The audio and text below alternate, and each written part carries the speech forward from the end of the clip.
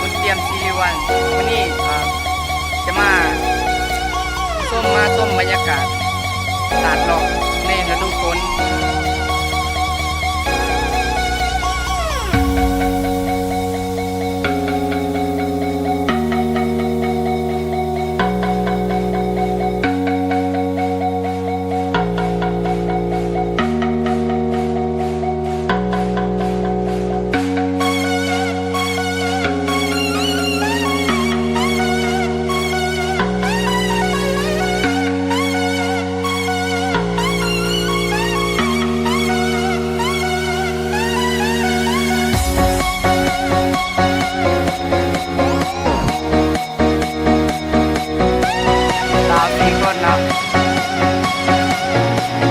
เขาไปเบิ่งบรรยากาศยามฝนเลยเพราะมันแตกต่างกันเลยยามฝนกับยามแล้งต่างกันฤดูฝนเนี่ยเป็นแบบเย็นใบไม้เขียวงามสังเกตบนข้างหลังอันนี้ก็จะเป็นสายน้ำอันนี้ก็สูงที่สุดเลยนี่แหละที่สุดต้องตัดหรอกเบิ่งเลย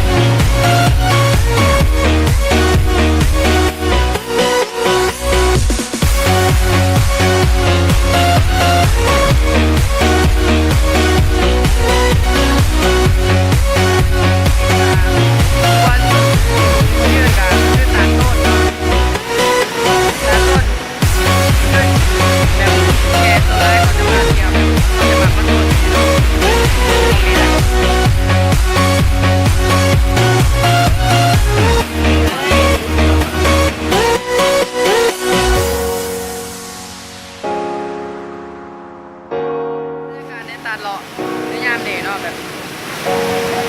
มันแบบสามารถให้เราผ่อนคลายอารมณ์แล้วแบบความอุกใจหรือความเศร้าโศกใจจากนั่นสับสนจากเรื่องที่มันวุ่นวายเข้ามาพักผ่อนหย่อนใจอยู่ในตาดเลาะไม่ได้เนาะมีธรรมศาสตร์สวยงามแล้วก็ทำทุกสารสวยงามอากาศก็ดี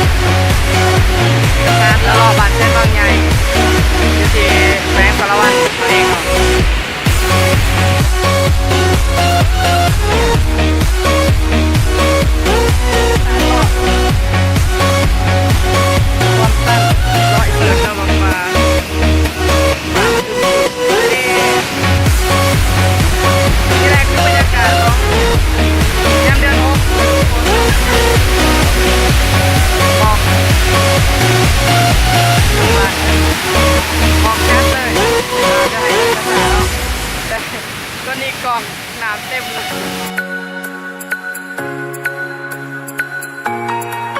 นี่ถอดหน่อใหม่เนาะ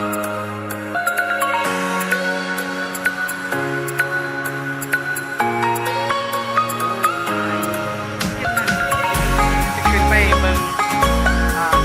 เรื่องสถานีแบบจุดข้อมูลของสถานีเลย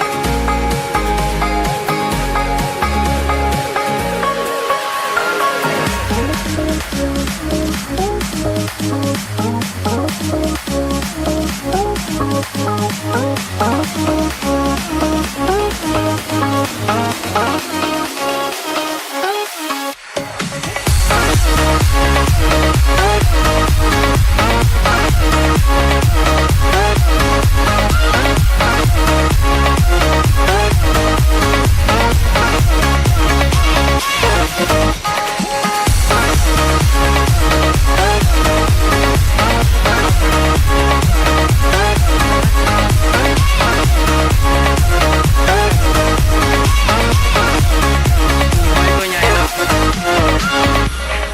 คนพบดีตลอดที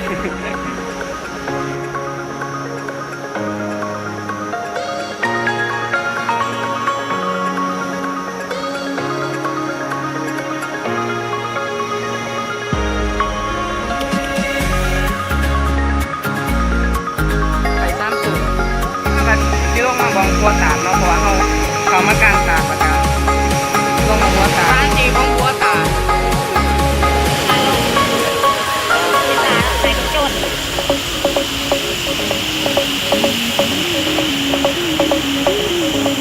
นี่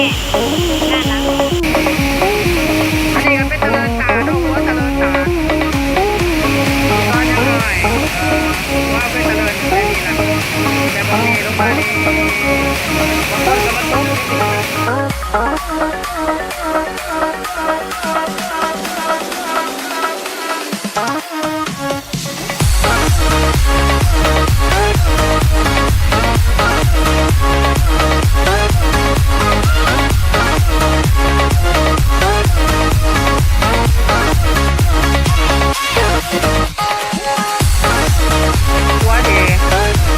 นักท่องเที่ยวหรือว่าหลายๆคนเขามาถ่ายรูปมาเซลฟี่อยู่เนาะนี่ก็ย่างขึ้นไปเบิ่งตาดหลอดนั่นแหละแต่ว่าเป็นหัว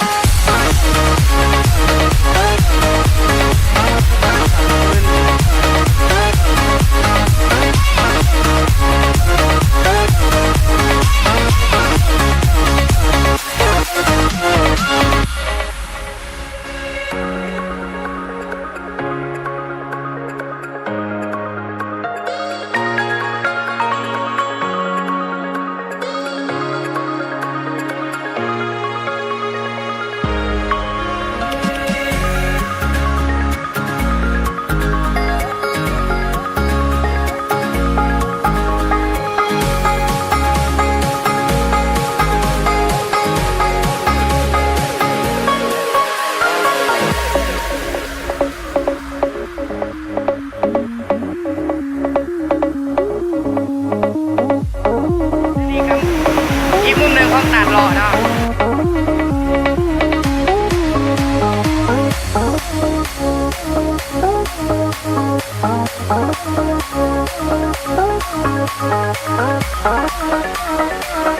ขอดสดสุดท้ายเนาะขอบใจสบายดี